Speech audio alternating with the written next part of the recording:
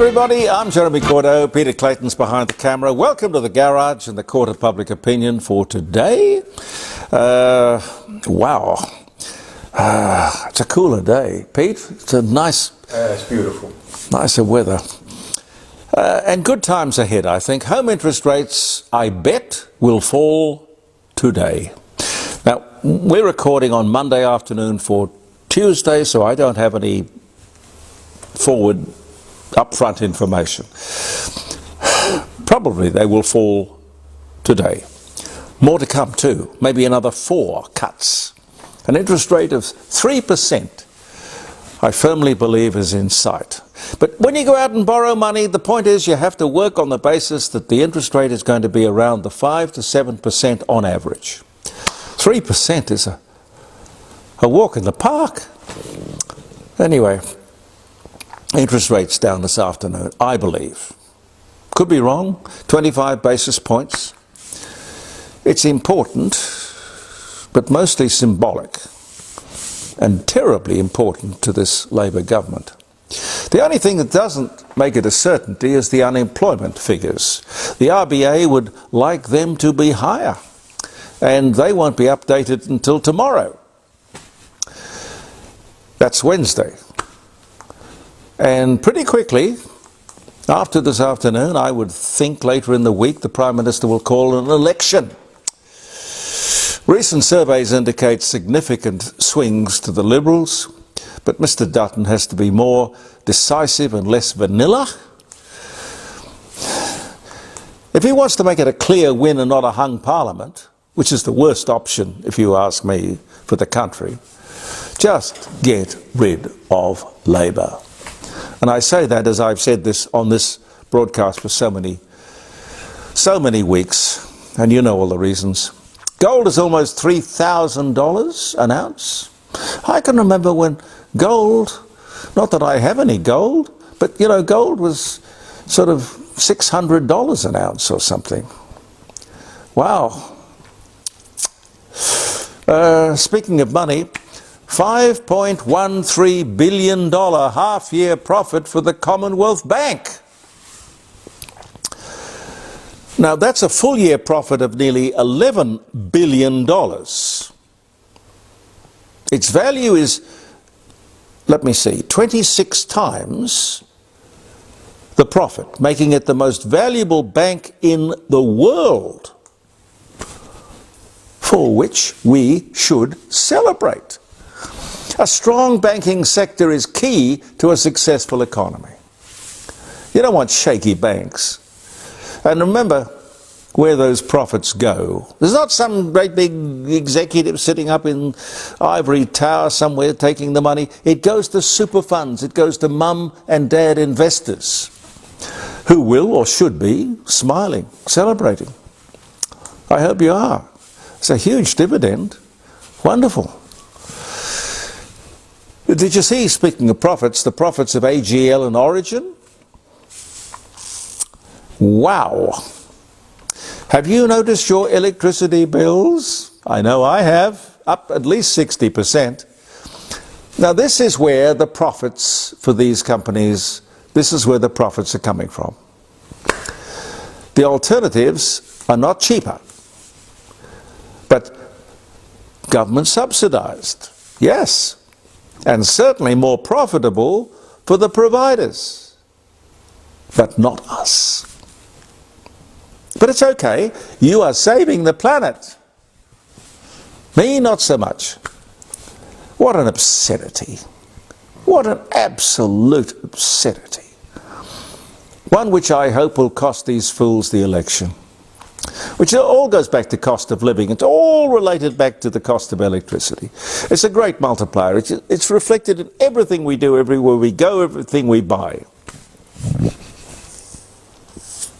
By the way, last Saturday night and Sunday morning in Victoria in South Australia, I can't speak for the rest of the country, but it was cold. In fact, the coldest ever overnight temperature ever recorded ever recorded, ladies and gentlemen. Even snow on Mount Buller. February, of course, is usually the hottest month of the year, hottest month of summer. Now, that doesn't fit the narrative, so it didn't get a mention. Isn't that funny? Holy moly. Really weird. What else is around? New electoral laws on, well, basically, what these people do is they spend to win. They're not spending because they like spending. They're spending to win the election. New laws, okay, but still no change to truth in political advertising. Those laws haven't changed. If I can remember all of this, I don't know. Donations over $5,000 must be declared individually. There's a cap on individual donating. There's a limit of $50,000 and a spending limit on candidates of $800,000, which sounds reasonable to me. Sounds like a lot of money to me. But some think that it's a stitch-up. Well, what do you think? You might let me know on Friday next week. The crossbenchers are hoping that this thing won't pass, but it will. They're angry, furious, cutting them out of the deal. They say that the two big parties have conspired against the smaller parties and the independents. Now, I don't quite understand this. Money does not always equate to getting you elected. Now, remember Clive Palmer. He spent $100 million at the last election.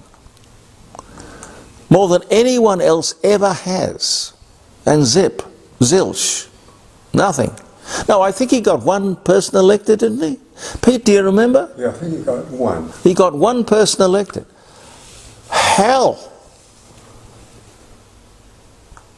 The real need was to reform political advertising. Bring it in line with all the other advertising. You must tell the truth. Who am I kidding? Do you think these guys are going to sit around a parliamentary table and vote for Christmas? These turkeys? Can you imagine? If a political candidate promises something, he or she, or these days it might be an it or a they, I don't know, will have to deliver under threat of criminal penalty. That's what's needed. That's the reform we need. But it won't happen. They're all in lockstep. Whether it's superannuation, retirement, pensions, or political advertising, it's one rule for them and one rule for us. And they get away with it. Don't know why. Where's the media? I'd love to know. We're here in the court of public opinion, and so are you. Hundreds of millions of dollars.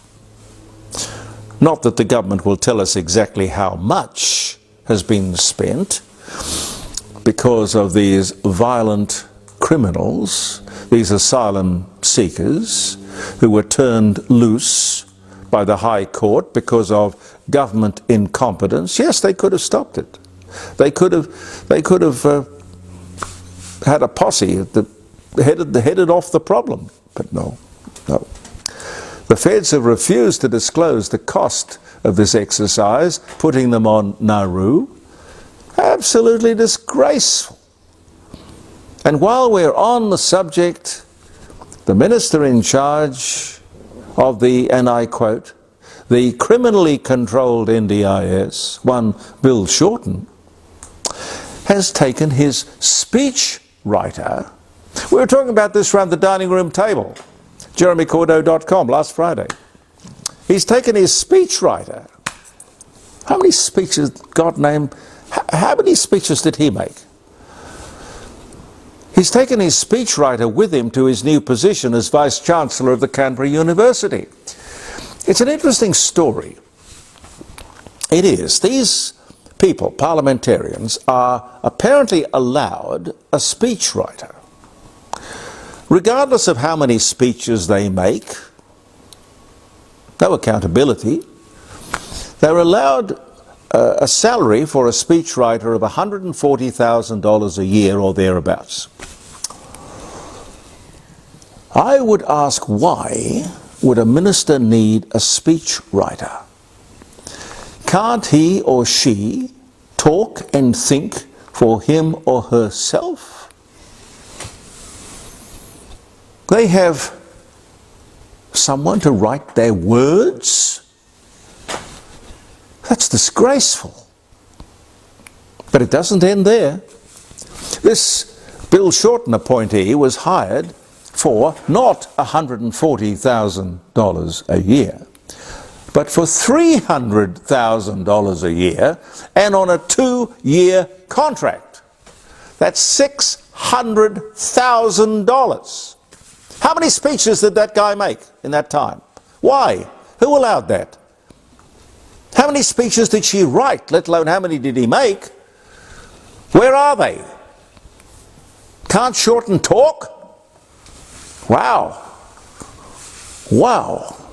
Now we discover that Bill Shorten is taking his speechwriter, one Julianne Stewart, with him to his new multi-million-dollar-a-year job at the university.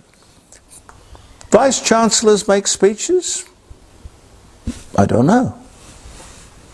Has she taken a pay cut? Is there a vice chancellor with a script writer? I don't know. Tell me. I'd love to know. I've never heard of such a thing. Pete, what do you reckon? Oh, it's insane. It is insane. $300,000 a year. I think the world's gone mad. Anyway, ring me on Friday and let me know what you think. 0491 65 68 60, jeremycordeaux.com, around the dining room table. And brought to you with the best wishes of the Rising Sun Inn on Bridge Street at Kensington. It's a lovely old atmospheric pub. Once you visit it, stand at the bar and have a glass of wine or a glass of beer. Soak up the atmosphere and the hospitality. And if you want to stay for lunch or dinner, you'll really be rewarded with that. And my other sponsor is Jim Elder Fine Art, Melbourne Street, North Adelaide.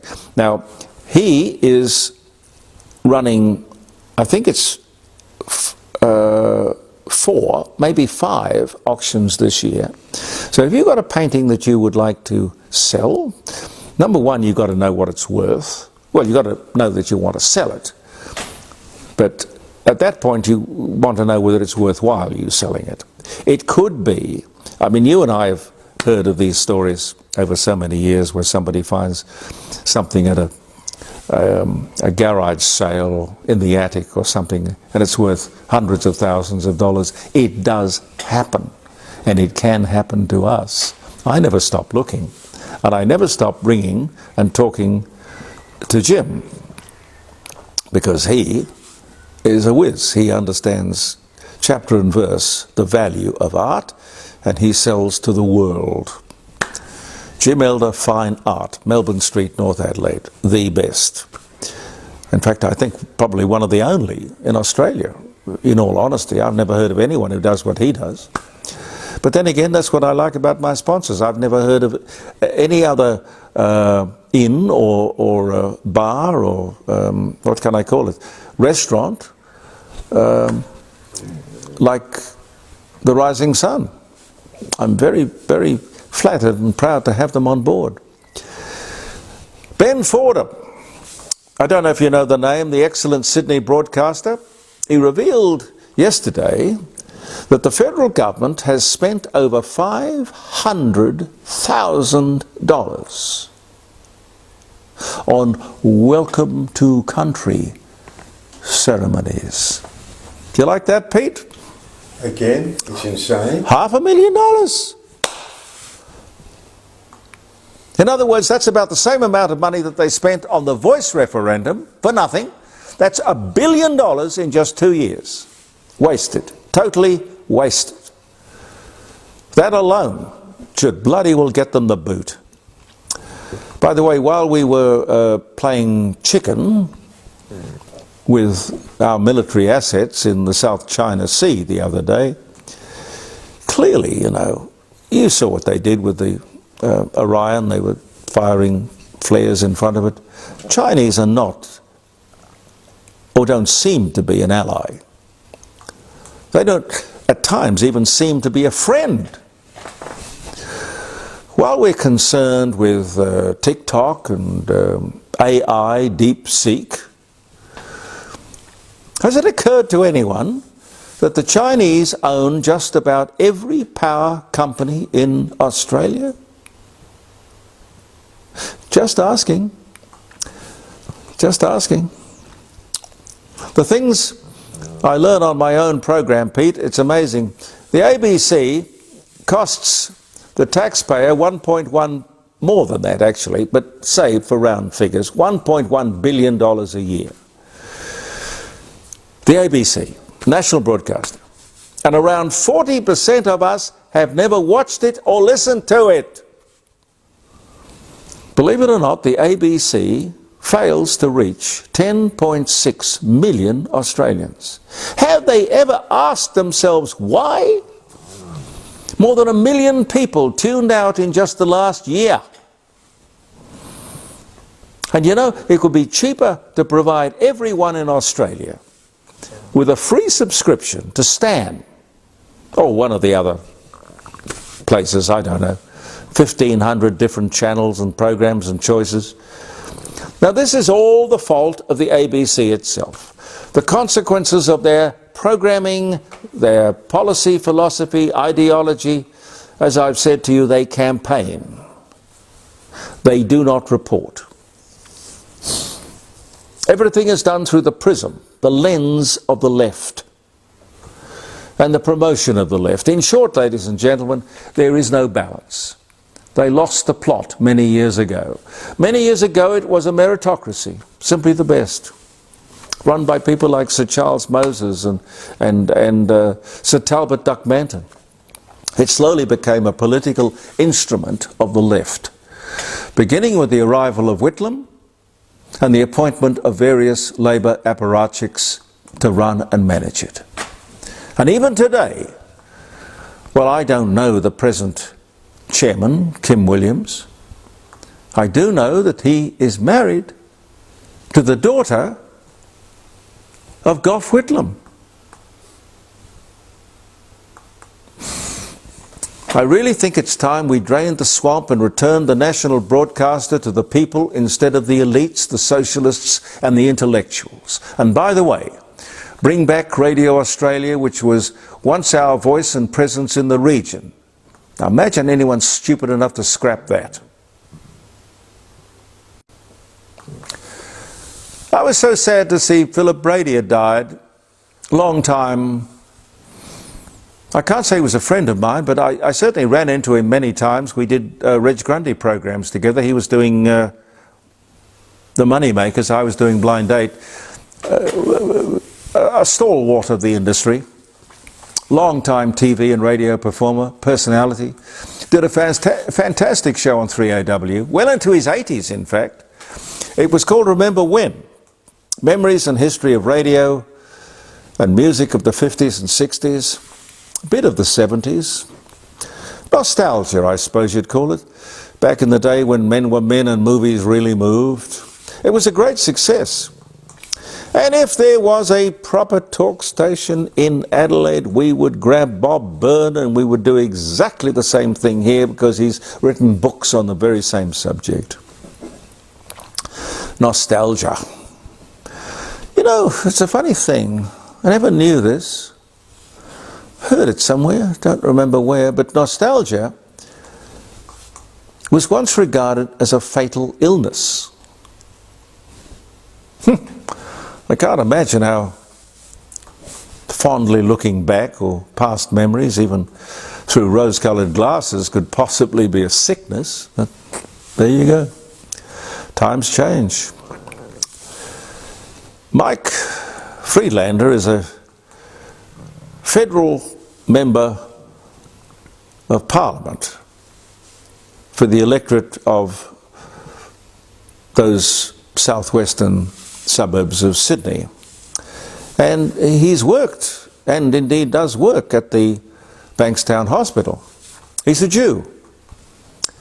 And he is particularly horrified at the story that broke during the week. I refer to the video published allegedly by an Israeli podcaster, an interview with two nurses at the Bankstown Hospital in Sydney's southwest. This is an area which is very popular with Middle Eastern migrants. Bankstown, Lidcombe, Auburn, around there. Lovely people, I'm sure. But these two, not so much. Not so much. How representative they are, I don't know. Question is, how did this TikTok celebrity find these two people, nurses? And why would they say all that hateful stuff publicly? There's something wrong here. I don't quite get it. The world seems to be in high dudgeon about the whole thing, outrage over what they said. I don't know why anyone is surprised. If I could speak generally, the Muslims have hated the Jews for centuries. I'm assuming that these people come to Australia knowing something about our values, a very diverse and tolerant country.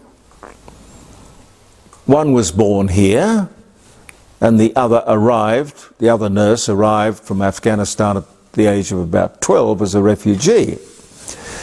In the interview, these two nurses, a man and a woman, identified themselves unashamedly as Muslims. She was wearing a hijab. They declared openly that they would kill not only any Jew that they found in their care, but had, in fact, and I quote, already sent Jews to hell.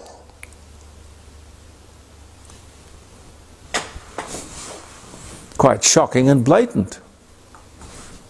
And if you can believe what they said, honest. No fear of consequences of such a public confession. And I don't imagine for 1 second there would be too many Jews really in that part of Sydney. But to make such a statement shows the contempt in which their culture holds our laws and medical ethics. They have been stood down with the New South Wales Premier vowing that they will never work in healthcare in that state again. What about the rest of the country? Who speaks for them? I don't know if that is enough to reinstate public trust in the system. Why weren't they arrested and charged? They confessed to killing people. But don't be naive. This opens up the whole issue of immigration. Or if it doesn't open it up, it should. People do not or don't seem to leave their inherited hate and prejudice, thousands of years of it sometimes, at the door. Unless as a nation you demand it. Over many years, these lefties have encouraged what they call multiculturalism instead of assimilation, producing ghettos like southwest Sydney, enclaves, separate little countries. It's bleeding obvious that assimilation is the only way to create harmony. The Labor Party, no doubt, wring their hands, say shock horror. Their policies over so many years have created this situation. And you know what? They won't change a thing. It's like, you know, The Voice. They were confronted with the absolute defeat of this thing and the loss of the money. They kept on doing it. They're arrogant and wrong. You come to this country, which is predominantly a white Christian democracy, which respects women, freedom of thought and speech, freedom of religion, human rights. We are accepting and tolerant. We are not stupid. Come to Australia and seek citizenship. If you do that, you have to know you're on probation. Be careful what you do and say. To marry off your 11-year-old daughter or practice female genital mutilation, FMG, you're out of here, or should be, in a flash. That would be my policy. No point in trying to deal with the consequences of multiculturalism after the event. It's too late. Dutton should come out, identify the problem, and outline a new and better policy. Has he got the chutzpah to do it?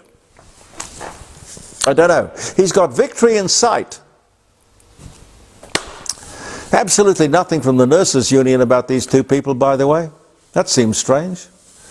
Platitudes from the Islamic Medical Association. And something else. The New South Wales Labor government says this is a hate crime. Wow. Hello. Yeah. And they're dead against hate speech. Well, if Labor federally or at the state level attended any of the Palestinian demonstrations around this country, they would have seen the same kind of hate and prejudice, stated threats. It's only that this TikTok posting went public that they got fired up. Make no mistake, there is a lot to be fixed.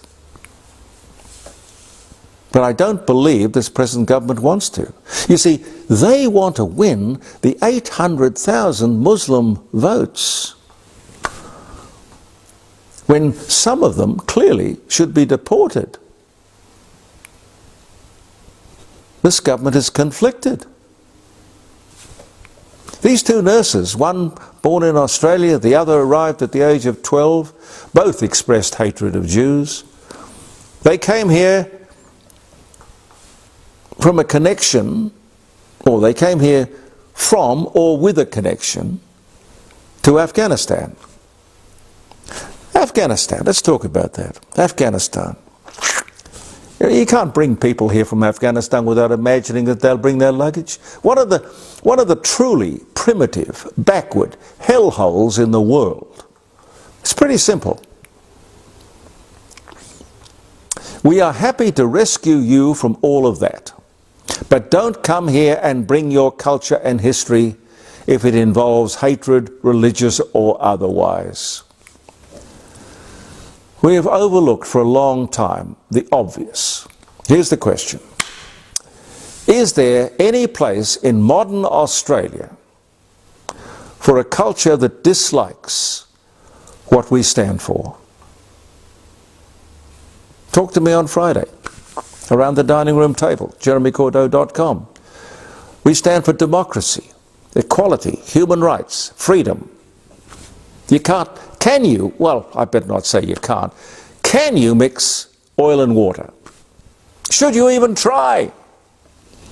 Labor wants the 800,000 Muslim votes, which are votes they traditionally get. Governments are here not to just get elected, but to do the right thing by the majority. Multiculturalism, like socialism, like communism, it's an ideal, a theory, an ideology. Is the Liberal Party any better? I don't know. If John Howard was running the show, I would have no doubt. It's up to Dutton to come out there and state clearly, definitively, the difference. I'm looking for that. In recent times, you know, there have been 2 random attacks on the people of Germany, both carried out using a car as a weapon, as a murder weapon, driven at speed into people on a crowded street. Both carried out by Muslims. One of the murderers was in fact a doctor. Both had origins in Afghanistan. Both were given sanctuary. What can I say to you? just be careful who you try to help. Pete, am I through? Pretty much. Are we more. running out of tape, running out of... Have I got time for one more? Yes, yes. Because we've got to do the dates as well. Yeah. I did want to talk to you about Ozempic. Please do not get your medical or health advice from me. I'm not qualified in any way. But vested interests, I see, have started to fight back against Ozempic. This is the weight loss drug. This was always going to happen. People, businesses have huge amounts of money invested in gyms, diets, weight loss, products, pills, drinks, pre-prepared meals. God, it's a very lucrative industry. And you would have to know they weren't going to go quietly. These injectable weight loss products are, I am told by my doctor, a revolution. Good for the heart, circulation, most importantly weight loss. Obesity is, if it's not it is certainly the, in my mind anyway, #1 health issue facing the world, obesity. This may not be a magic bullet, but all of the scare and negative stories that keep popping up, and I keep seeing them, you'll lose your muscle, not your fat. It's bad for your bones. It'll ruin your eyesight. Now, I don't believe that your doctor or my doctor, the people that we need to take advice from, I do not believe these people would prescribe these products if there was a problem. And I know from my own inquiries they've been around for decades, at least 20, 30 years. But, you know, when you hurt somebody in the pocket, he comes out screaming. Now, I can I do some, I do have a few moments to do some dates? Yes. Oh, bless you. Oh dear, I'm going to drop my glasses.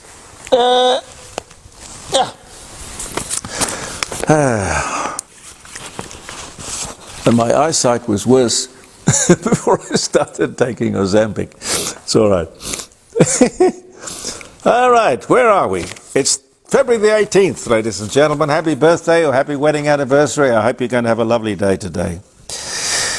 As we post this edition of the Court of Public Opinion on Facebook, or when I say we, I mean Pete. It's all black magic to me, Pete. I don't know how the hell you do it. Anyway, 1986, anti-smoking ad airs for the first time on television. Did you ever smoke, Pete? No. No. I used to smoke a pipe. I used to enjoy that. It was very comforting. I liked it. Made me feel sophisticated and something. I don't know. Anyway, Yul Brynner made an ad. He died of smoking-induced lung cancer on the 10th of October, 1985. They put the ad to air 1 year later in 86. And he literally addressed people from the grave and told him with great theatrical ability his little story in 30 seconds. Don't smoke! Mark Twain publishes The Adventures of Huckleberry Finn in America, 1885. God, he was clever, Mark Twain.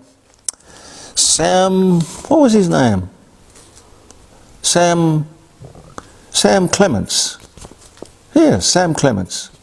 Mark Twain was the thing that the guy at the front of the riverboat would have a weight that he'd throw off the bow, and there would be various marks, and Mark Twain was the one that got you over any obstacle that you were going over in the river.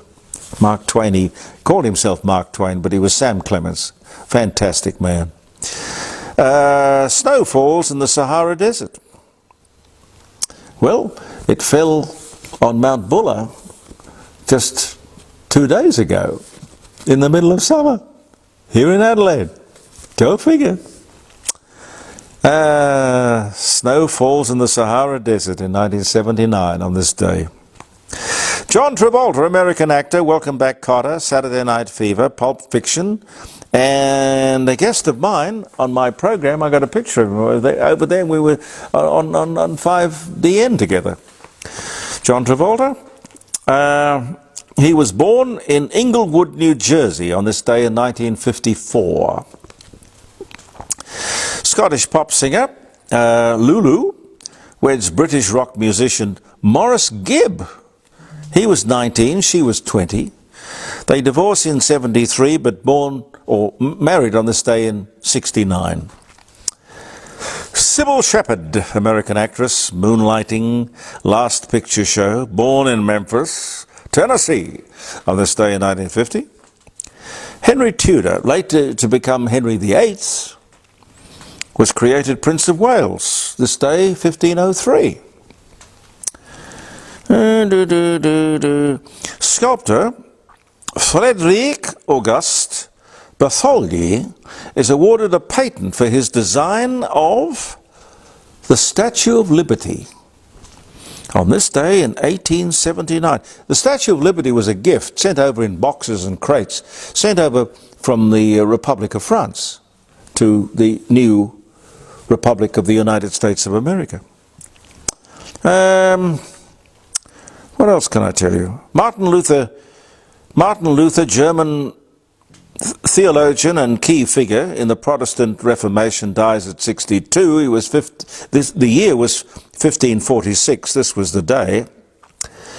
The first Church of Scientology is established in Los Angeles, California, in 1954. I've never known what to make of the Church of Scientology.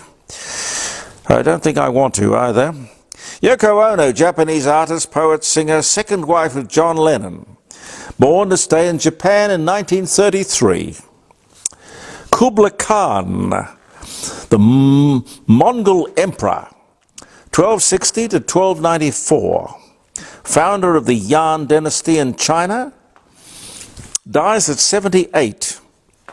Genghis Khan, who was a descendant of Kublai Khan, was credited, if that's the expression, with having killed half the population of the then known world.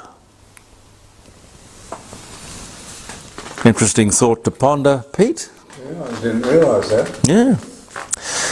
The Holy Roman Emperor Joseph II bans children under 8 from labour, or working, I suppose that means. That was 1787. Robert Oppenheimer, American theoretical physicist known as the father of the atomic bomb, the Manhattan Project, dies of throat cancer. I bet he was a smoker at the age of just 62 on this day in 1967. Ah, dear, oh dear, oh dear, oh dear. Charles Louis Tiffany, American jeweler and founder of Tiffany & Company, dies at the age of 90 on this day in 1902. Now, what else? Let me pick just one more. Winston Churchill makes his maiden speech in the British House of Commons on this day in 1901. God bless you, sir. Great man. Features and looms large in my life, I must tell you. Sir Winston Churchill. Thank you so much for being with us. Thank you, Pete. Bless your heart. Thank you for viewing the Court of Public Opinion. I look forward to your company on Friday around the dining room table. Lots of interesting guests and conversation and stuff to be dealt with. And any comment that you want to make or anything you want to put on the table, as we might say. I'm Jeremy Cordeaux. Believe in yourself, and thank you for viewing the Court of Public Opinion.